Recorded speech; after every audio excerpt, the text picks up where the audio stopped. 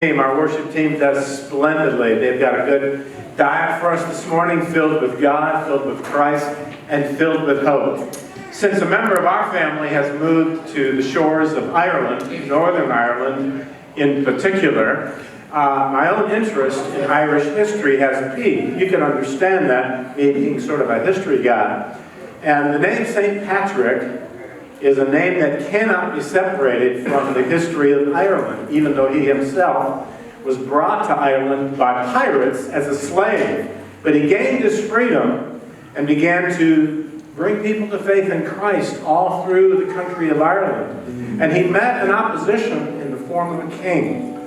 The king, in the area called Tara, said that no one is to light pagan fires until the day I light my own fire. But Patrick defied him and acted defiance to the king and lit his own fire on the eve, the night before the pagan festival. The people in that area were impressed, and the king was impressed by someone who would defy him and forgave him and gave him continual permission to preach the gospel to Irish people. He's credited with bringing over 100,000 Irish people to faith in Christ, planting thousands of churches. And one of the songs associated with his event, the event when he defied the king, is a song that we're going to sing this morning. You're familiar with it. It's entitled, Be Thou My Vision. But the tune is entitled, Slain, because that's the hill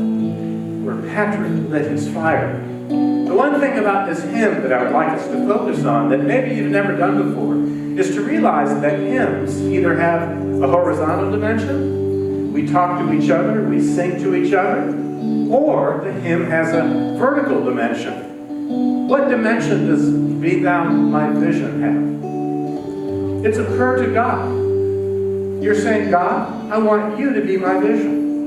And there's no person that I know of who really illustrated that more than Patrick, St. Patrick, the missionary to Ireland. We're here not to pat each other on the back. Yes, to encourage each other. We are here to celebrate God. We're to celebrate the great act of love, Jesus Christ, the love of God the Father for us on the cross, and his continual operation in our life. Are you ready to worship? I am. I hope you are. Join with me as we prepare once again to say to God, Be Thou my vision. Great Father, we've gathered in the name of your Son to think about you. Maybe we haven't thought a whole lot about you this week, but we've set aside time on the first day of the week, day of Jesus' resurrection from the dead, to think about you, to concentrate our thoughts. We have a worship team. They prepared, they practiced, they've arranged a smorgasbord of food for our souls that is designed to help us to, once again, be reminded of who you are, who your Son is, and what he has done for us. If there's someone here today who has not said, Be Thou My Vision, I pray that the singing of this hymn will be the trigger that moves them forward for the first time to make you, great Father, the best Father in the universe, to be their vision. Let it be our vision. Let it be the vision of Redeemer Bible Church. Lord, fill us with your Spirit, and may someone who doesn't know Christ in a personal way, I pray that today they reach out and say, Jesus, save me. I trust you. May that happen today for your name's sake. Amen. Let's worship.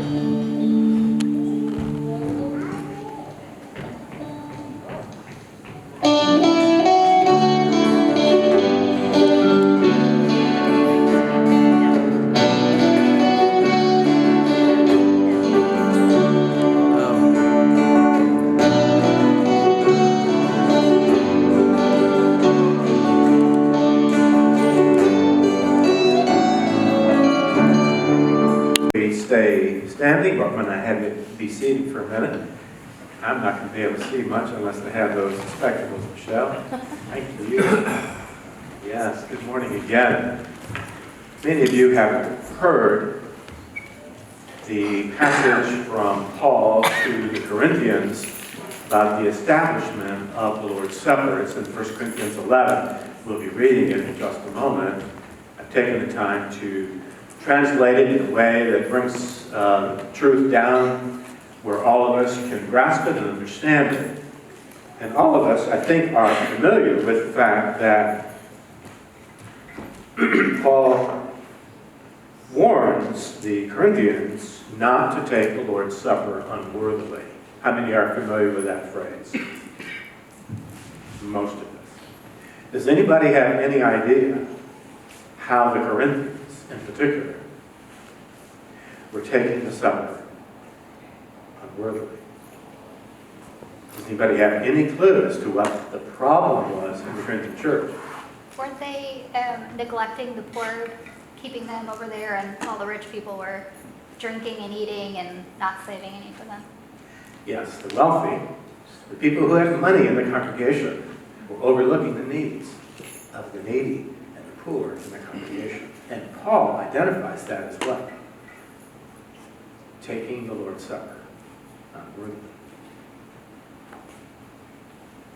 It's easy to see if you know how to read the Bible in context. It's plain to see as the nose on the end of the face. But first, I want to welcome back to Redeemer the Dillons. Chuck and Marie Dillon have come all the way down from Michigan for a few months here in St. Pete. I wish you'd put your hands together and welcome this Irish couple.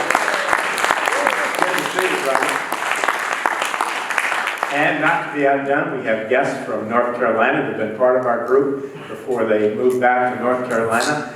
Mr. Logan and Dr. Brianna Buchanan from Raleigh, North Carolina, or thereabouts.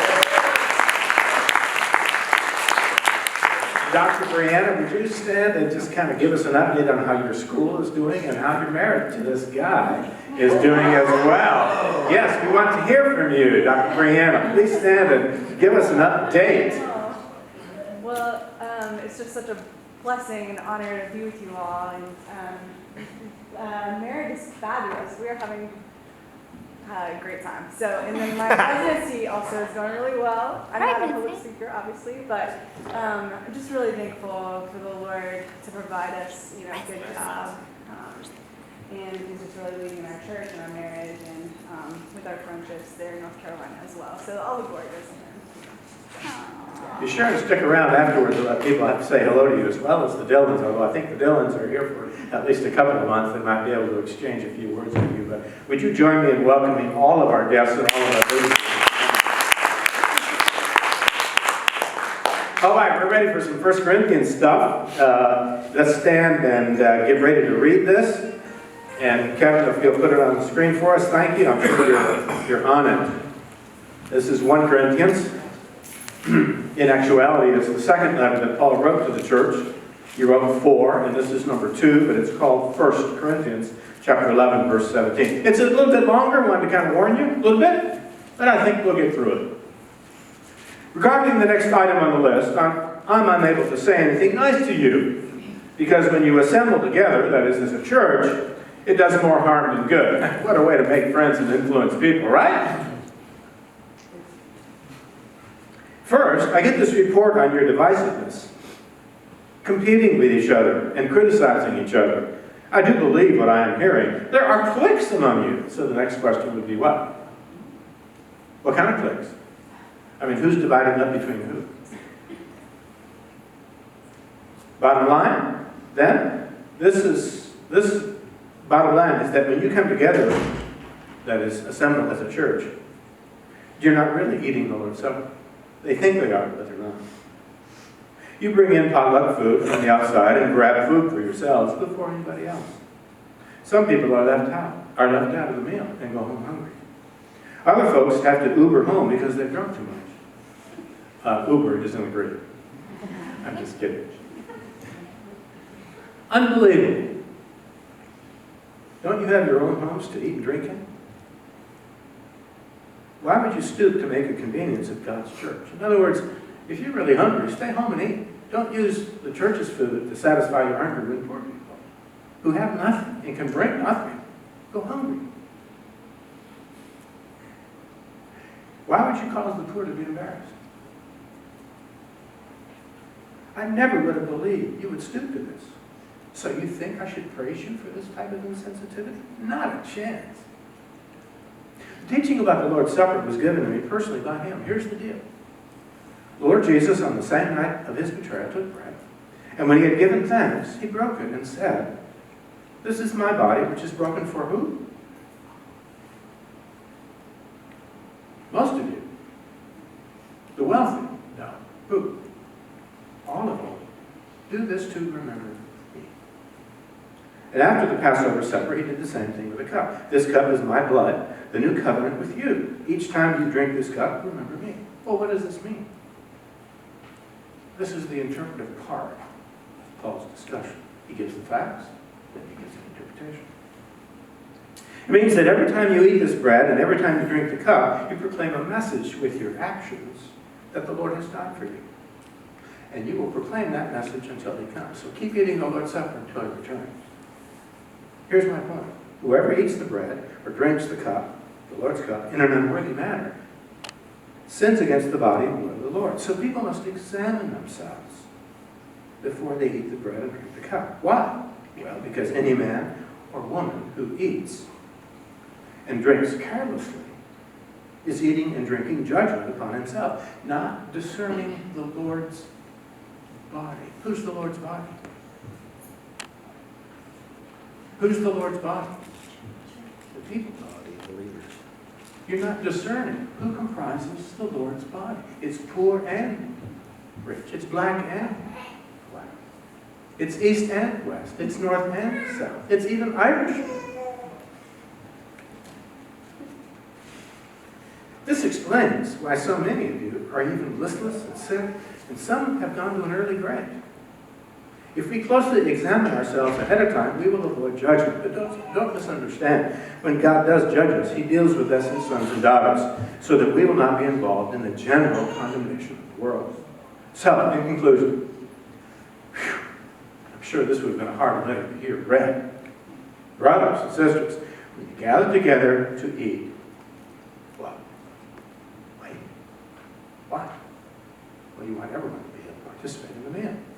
You don't want the poor to go home hungry. If anyone is really starving, like those guys who came first, ate all the food, let him satisfy his appetite at home so that your gatherings don't result in judgment.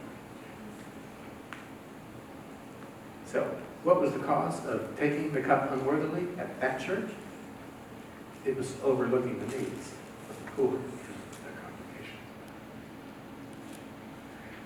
The white evangelical church in America sure needs to hear this passage, doesn't it? Okay. That's an indictment on it. Any comments from brothers and sisters here about the passage? Any comments?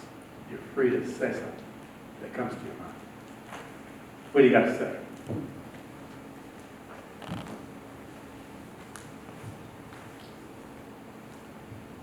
Man, that was incredible. Thank you for those comments. Maybe another time. Pastor, Yes, yes, don't yes. we have to know each other fully, to know each other's needs, know each Yeah. other deeply like a family? Yeah, church is family, absolutely. Yeah, good, good. I like that. Yes. So in the history of the church, the Lord's Supper has been viewed as a unifying thing. And it seems that this is preeminently a matter of disunity. Exactly. Ignore the poor. Yes, that's right. Yes. Right on. With that, I'll say thank you and take a seat. Pray with me.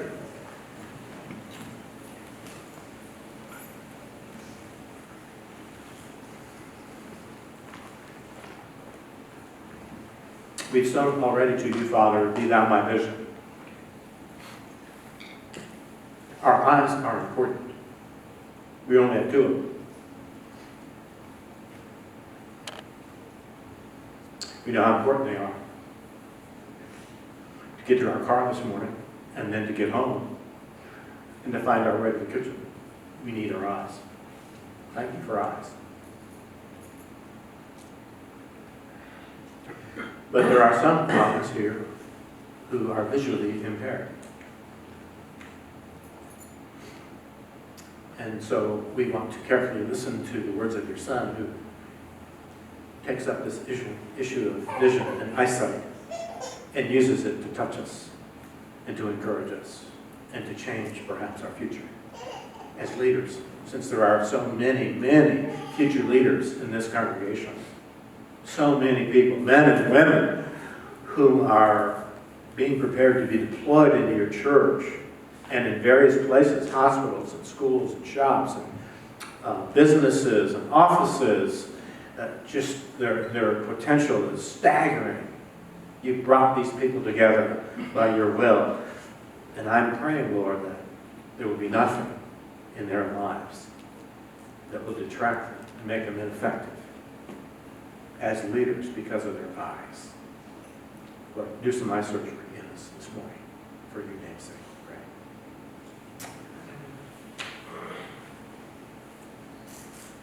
I was speaking to a judge here in the city some time ago, and he's friends with a Supreme Court justice who sits on the bench today. Prior to the justice being appointed to the Supreme Court, he had to go through a series of hearings. You've seen some of those hearings because they're televised. This nominee was approached by a sitting senator. In fact, he was chair of the Judiciary Committee. And he said to this nominee, listen, why don't you and your wife meet me at the caucus room where the hearings are going to occur? And I'll kind of give you a little tour and help you to be acclimated to this room. And by the way, during the hearings, since I chair them, I'm going to throw some softball questions at you at first to kind of get you warmed up and feeling comfortable with the process. And by the way, I have no tricks up my sleeve. Everything is going to be on the up and up. And so the nominee thought, oh, great. He wasn't looking forward to the process of being accepted into the Supreme Court. And here is a sitting senator who chairs the Judiciary Committee saying, oh, it's going to be easy, man. I'm going to throw you some softball questions. If you don't know what that word means, it means questions that are easy to answer. Well, the nominee and his wife went to the hearing. And the first thing the same senator did, instead of throwing him a softball, threw a beanball right at him, designed to hit him, knock him down, and create suspicion and fear on all the rest of the senators.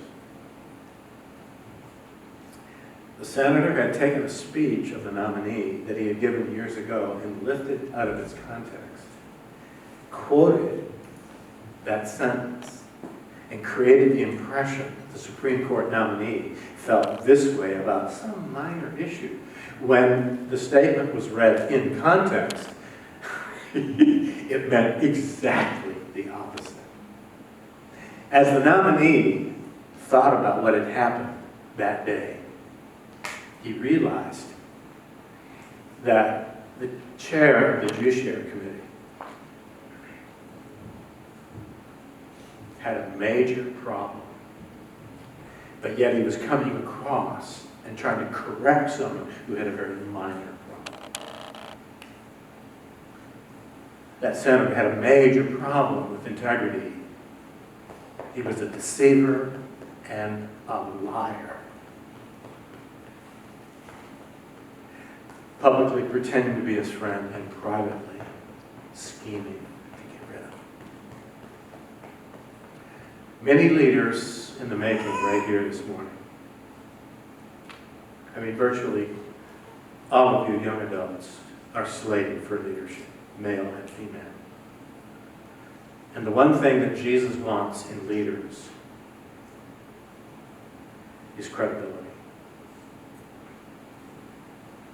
Credibility, believability. But we aren't born credible. None of us are born credible. We need to be developed. We need to go through personal transformation. And so Jesus addresses this issue in Luke chapter 6 on how leaders who don't have credibility, leaders who have this giant joist sticking out of their eye, look like idiots and look absurd when they have that big plank sticking out of their eye trying to take specks out of other people's eyes. Join me for a moment as we look in Luke chapter 6, verse 41 and 42. But I have to read the context, because if I read these verses by themselves in isolation, I will surely misinterpret them, and so will everyone else. Jesus has been encouraging his future leaders to be like their Father, like his Father, gracious, kind, forgiving, and merciful. This is what Jesus wants of his leaders in his church, to be men of forgiveness, to be women of forgiveness, to be men and women who do not condemn and criticize and become judgmental of the people. And so he picks up the narrative and says, and do not, verse 37, do not be judgmental, and you will not be judged. That is, by God. And do not be condemnatory, and you won't be condemned. Let go, release, forgive, and God will forgive you. God will let go of those things for you. You set the standard. If you're judgmental and condemnatory with people, God's going to be that way with you. Well, then the next question is, well, what kind of forgiveness should I give to people who treat me in an angry, unjust, unfair, unkind, evil way? What kind of forgiveness should I give them? Next question. Give. It will be given to you. How? A good measure. Pressed down, like a man pressing down grain in a basket. He shakes it up and he pours more grain into it. Overflowing.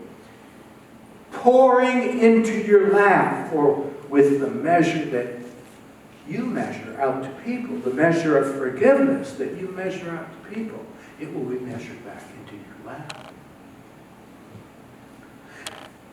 Now he tells us a parable. What do parables serve?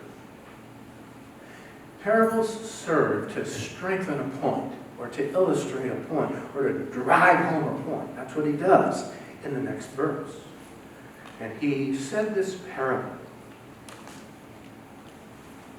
The blind are not able to lead the blind, are they? That is, blinded by what? Resentment, unforgiveness, bitterness. Yeah. If you're a leader and you're blinded by bitterness and resentment and anger and a critical spirit, you're not able to lead people to where they need to go. You're going to both fall into the pit. But don't give up hope. Verse 40. Every disciple is not above his teacher, but after the student has been fully developed, fully restored, after the student has been fully shaped and developed, that is by his teacher, he will be like his teacher. So there's hope. You might be blinded by bitterness, but you don't have to stay that way. If you take a hold of somebody in your life that you know who has been mistreated, but they've learned to forgive and move on. They've learned to grant liberal forgiveness to people and move on. Find yourself that person. Attach yourself to that person. Learn from that woman. Learn from that man over a period of time. And you can be a finished product, just like your teacher. He's using that illustration from the first century of either a shipbuilder or a sculptor or a painter or a seamstress. Find someone who knows how to do it and watch them and observe them. But then Jesus knows that he's going to get pushback. So in 41, in addressing this pushback, he says to somebody who wants to remain resentful, who wants to remain unforgiving in their relationships with their spouse or with their boss or with their friends and the family members, why do you look at the joist, the beam, the plank in your brother's eye, and you do not see? Excuse me, why do you look at the speck in your brother's eye, that twisted? Why do you look at the sawdust speck, the tiny speck in your brother's eye, and you do not see the plank or the joist in your own eye? And how are you able to say, verse 42, how are you able to say to your brother, brother, let me expel the speck from your eye, and you do not see the beam sticking out of your own? I'll pause there and develop this just for a minute. What's the pushback that Jesus is hearing potentially from human beings who listen to his message. What's the pushback? Someone who is blinded by bitterness and unforgiveness, blinded by resentment, blinded by a judgmental, critical spirit, would say to Jesus, I'm not totally blind. I can see. But he's saying, oh, wait a minute. You got something sticking right out of your eye, and it's glaring and it's conspicuous. It's that spirit of unforgiveness. That's just sticking out of your eye like a huge beam. It's so easy for other people to see. It's glaring. It's absurd, and you have no credibility. Jesus is dealing here with the issue of credible leaders. Credible leaders are those who've taken care of business in their own lives before they move into someone else's life. And he wants to show the absurdity of someone who is making it his business to get into other people's lives and try to help them when he has this huge thing sticking out of his eye. I could give many illustrations for this. What if I had 2 or 3 DUIs? Would I be in a position to teach people how to drive? She would look at me and say, huh? What? You would say, you need to learn to drive yourself first before you start teaching others. And you can reproduce this illustration with any other type of business, type of craftsmanship. If you yourself have not mastered the issue in taking care of business in your personal life, it's absurd for you to say, I'm a disciple of people. I'm a leader in Jesus' church. And one of those glaring things in context is what? The spirit of judgmentalism, criticism, unforgiveness, resentment, and bitterness. Those things are sticking out of your eye, and everyone can see it. What does he say about these people? Well, what does he say to that person who's arguing? He says what? Hypocrite. Now, you've heard that word all your life. What does it mean? That's pretty bold, isn't it, for Jesus to say hypocrite? That's black and white, very bold, he doesn't pull punches. What does he mean by hypocrite? Well, the word hypocrite is not a negative word in the first century. It referred to an actor on the stage. I'm on a stage right here. But in first stage dramatic productions, nobody wore costumes. Today we wear costumes. You wear a hat, you wear a robe, you wear the right shoes, leotards, whatever. But in the first century, no one wore costumes. All you did was wear a mask. Or excuse me, you held onto a mask. The mask of the villain, the mask of the hero, or the heroine. And when you spoke from underneath the mask. That's what the word upaklitas means. It's to speak from under. It's to speak from under the mask. What is a hypocrite? It's a pretender. Because an actor pretends to fulfill the role of a hero or of a heroine or of a villain or of the bad guy. That's what a hypocrite is. You're pretending to be a leader and you're really not. You're an actor. You're just putting on a show. And everyone who knows you behind closed doors, everyone who knows you personally, they live with you, they know that you are a pretender and that you are a hypocrite. Face the facts. That spirit of resentment is sticking out of your eye like a beam. Deal with it. Otherwise, you make leadership absurd and a joke. This is pretty tough stuff. Why is Jesus being so direct? Why is Jesus coming out and saying, you are nothing more than a pretender? Why would he say that? Because the human condition, for some reason, we're all this way, is that we're concerned about other people and how they're living. But we tend to forget ourselves first, right? We tend to look at the problems in our own eyes. Bitterness, resentment, unforgiveness, judgmentalism, criticism. We're that way. So Jesus understands us. And he tries to get our attention and our pushback when we say, I'm not totally blind. I'm not leading people into a pit. Yeah, you may have a little bit of vision, but it's skewed. But there's hope. The next verse gives us hope. The next part of the verse, verse 42b, and I'll end with this verse. What does he say after hypocrite? He says, first. What's that idea? When he says first, what's that? It means priority. This is on your priority list. First, what should you do? Protos. First, remove the joist sticking out of your eye. And then, what?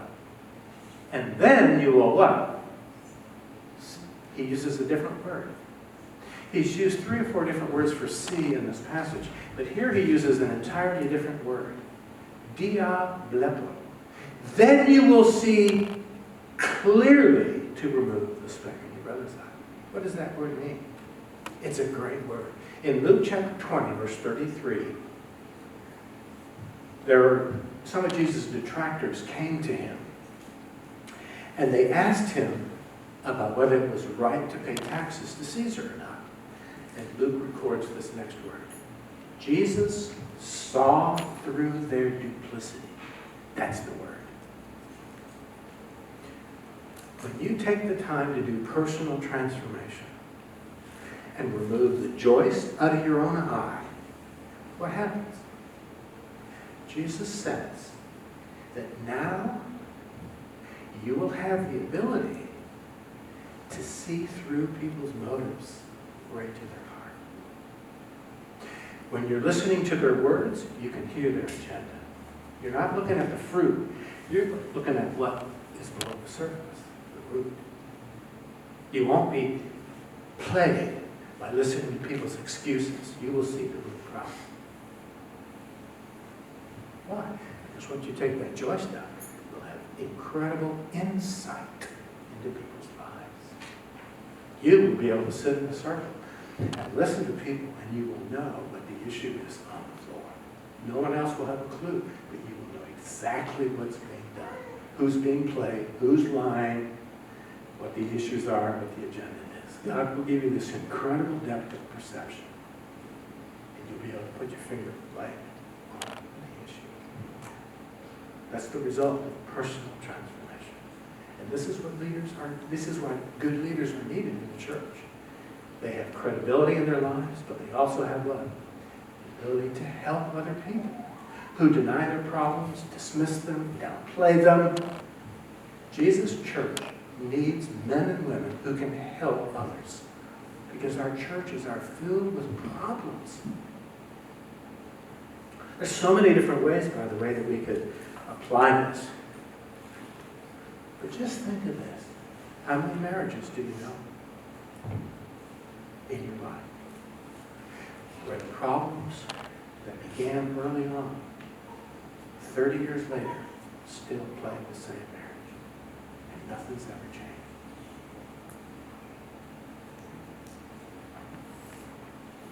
So let's ask the question, by way of application, by way of takeaway. How can we help our children avoid blind spots? How can we help our kids growing up in our home avoid those blind spots? Well, first, set the example yourself. Every child growing up in home ought to have a father and mother who gets in front of that child and say, "I was wrong. This is my mistake. I take responsibility for my problem, my sin. Will you forgive me?" Every child should have that mother and father say that to their child on a regular basis. And if you, as an adult, have never done that on a regular basis with your children, I would ask you to go do it this afternoon and to say, "I failed you by not taking responsibility for my failures and my sins." After all, how can you tell your kids to make things right with other people when you yourself are not a credible example? You have no right to say that to your kids unless you practice it yourself. Then your kids will respect you. Then your kids will say, "You're a credible dad, you're a credible mom. You take your failures seriously and you admit them and say, 'Please forgive me.'" Secondly, in terms of how to teach this to kids, we make sure that our kids take responsibility for their failures toddlers and when they're small children. Not only being brutal, just being honest, help them to take responsibility for what they've done. Just say, you're right, I was wrong. The child needs to say that, I was wrong. And then say to his brother, his sister, his friend, will you forgive me? That's teaching a child to take responsibilities early on for their failures. So when they grow up, they will be willing, as a married couple, as a leader, wherever you work, wherever you are a leader, you will not have this blind spot and people will say, man, I wish she would know what she's done. I wish he wasn't that way. He just does that all the time. He has a blind spot. Boy, when adults have learned that early on in life, it makes such a difference. There's no elephant in the room anymore. There's no elephant in the marriage anymore. There's no elephant in the house anymore. Because adults lead the way by practicing themselves and then, of course, asking their children and teaching their children to do the same. I'll tell you what, if you're landlocked now in the marriage, someone needs to take that bull by the horns and say, you know what, I've not been in the habit of admitting I was wrong, but I want to start today. I'll tell you what, you'll breathe just a breath of fresh air in your relationship. Secondly,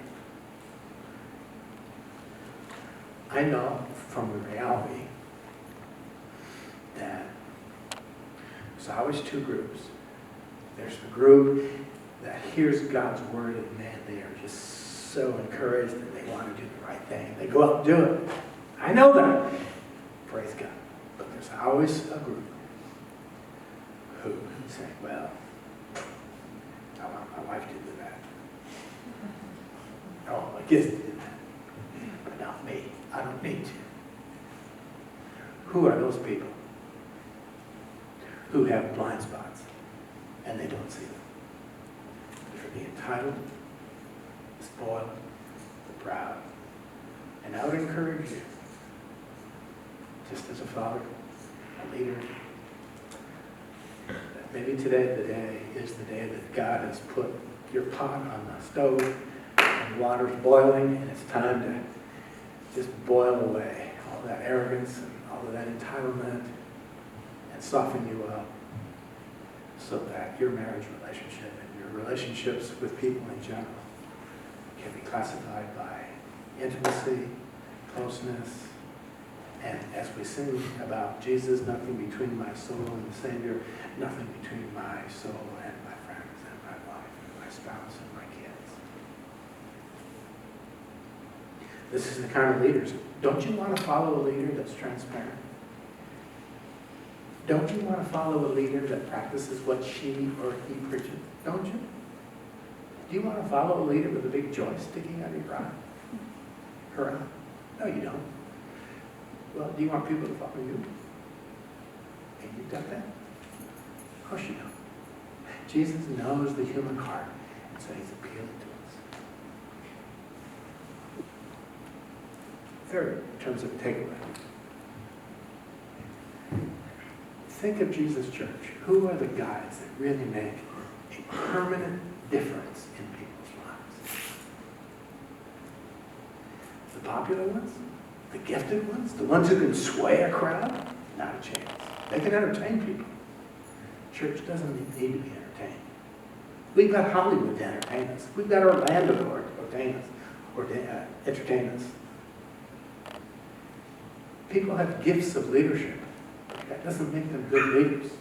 They can tell jokes, they can be funny, they can attract a crowd. But what Jesus wants is the gift of leadership matched by the character of leadership. And that's what's missing, is the character of leadership, which is that ability to look in my own life and say, wow, I didn't know I was so judgmental. I didn't know I was so critical. I didn't know I was a racist. I didn't know I was a materialist. I didn't know I was an angry man. I didn't know. You can fill in the blank. Or maybe I did. I was just naive, hoping people would not find out about it. People know, especially the ones who live with you and who sleep with you.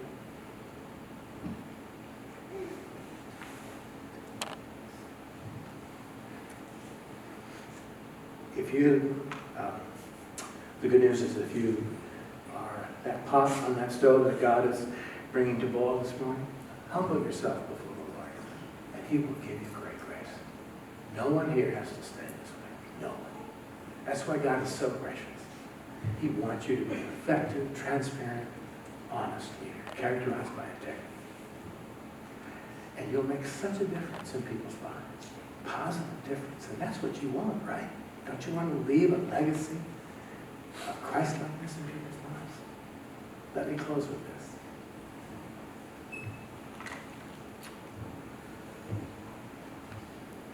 I began with the U.S. government and the Senate and the Supreme Court nominee. I'll finish with another government. All of you know the first president of this country was George Washington. You know that. I mean, his face is everywhere. Coins, dollar bills. I mean, good night. The capital city is named after him. But not many know. Not many know that he had a massive, massive blind spot. And that he damaged many, many people because of his blind spot and refused to change. And the public never knew about it. But his neighbors did, and the people who served him did. He was a slave owner. But practically all of the founding fathers were slave owners, except for John Adams, who vigorously opposed it, but that's not the point. It's the way he treated his slaves that made him notorious. It was a blind spot. He had a mindset. I feed my slaves, I give them clothes, and I give them a little hut to live in. They ought to give me 12 hours of hard work every single day. He thought that was a fair economic bargain. Of course, he never asked the slaves what their opinion was of his bargain. I mean, it was a preposterous bargain.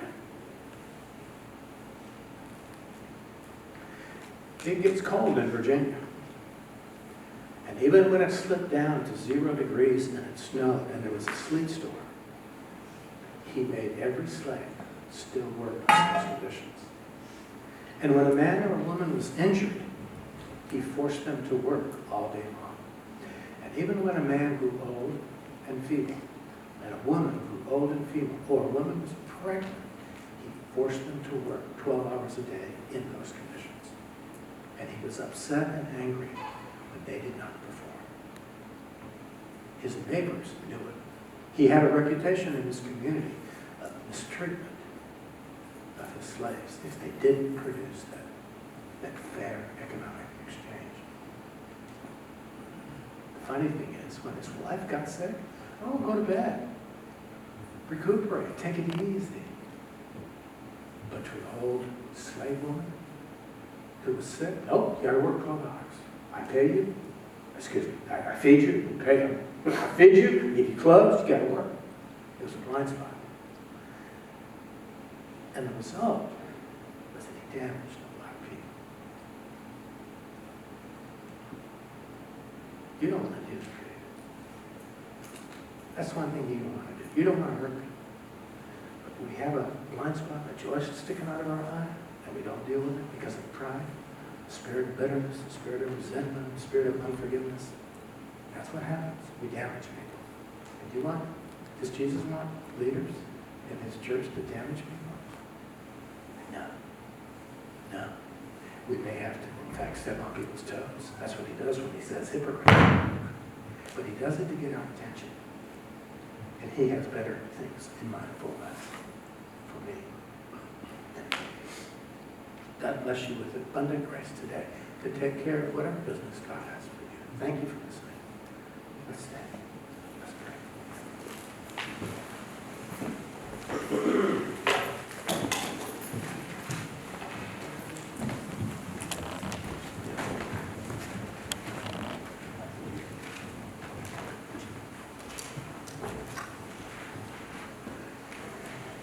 Thank you for your great heart, Father.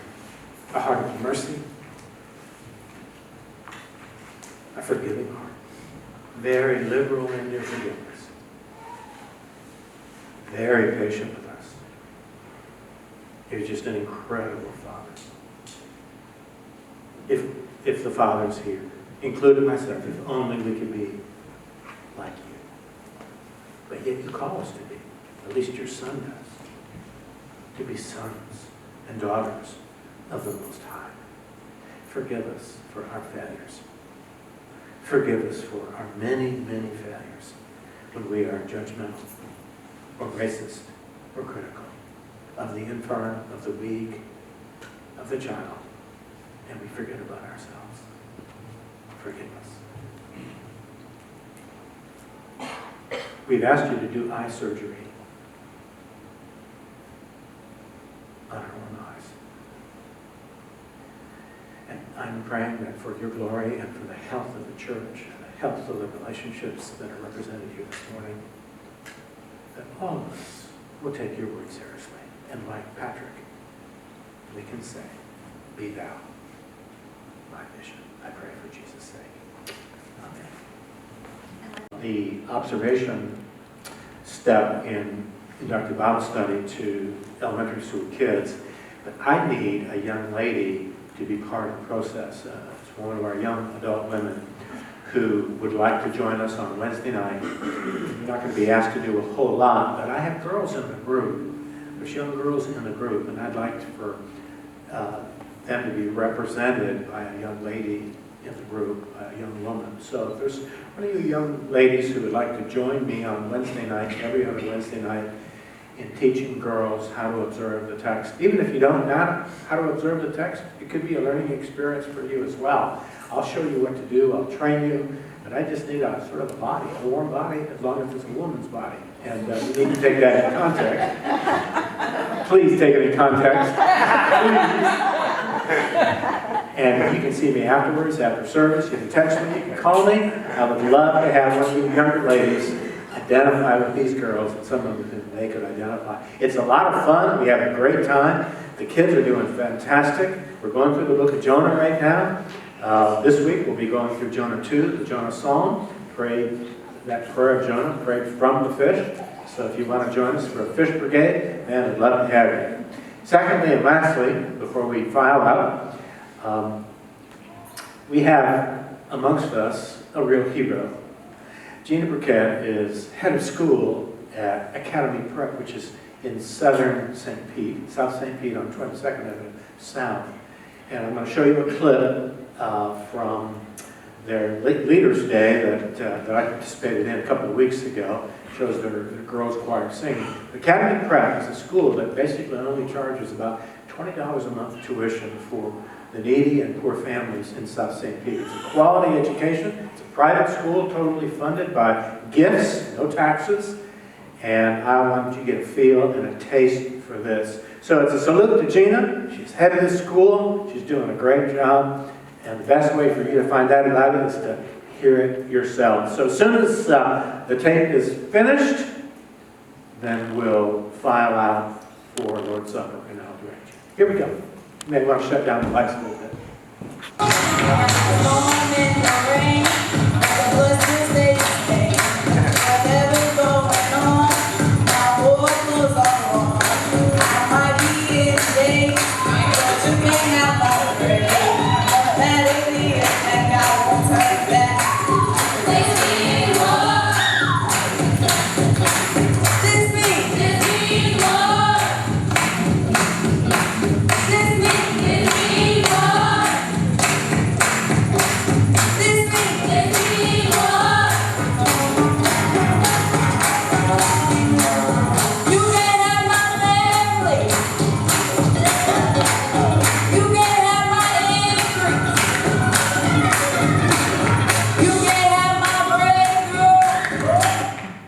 Yes, sir. Yes, thank you.